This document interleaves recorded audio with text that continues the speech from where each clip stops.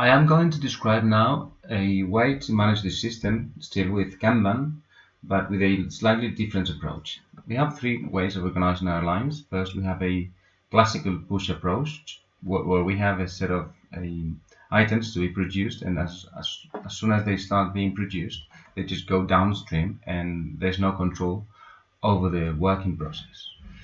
The second alternative is the Kanban line, as I described in the previous videos. And last, we can also adopt a Conwip approach. Conwip stands for Constant Work in Progress. And the idea is the following. We have products and Kanban attached to them.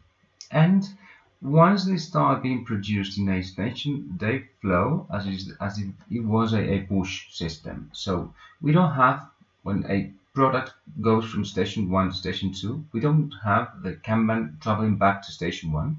So it goes advancing till it gets to the final stock, where if the customer withdraws the product, the card will go back to the very beginning of the system, to the first station, and that's a production order.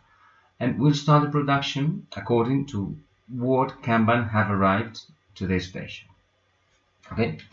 So we might try to calculate the number of Kanban using a similar approach to what we had in the Kanban system, and still we have a formula which is similar to that one, and we still have the same processing times.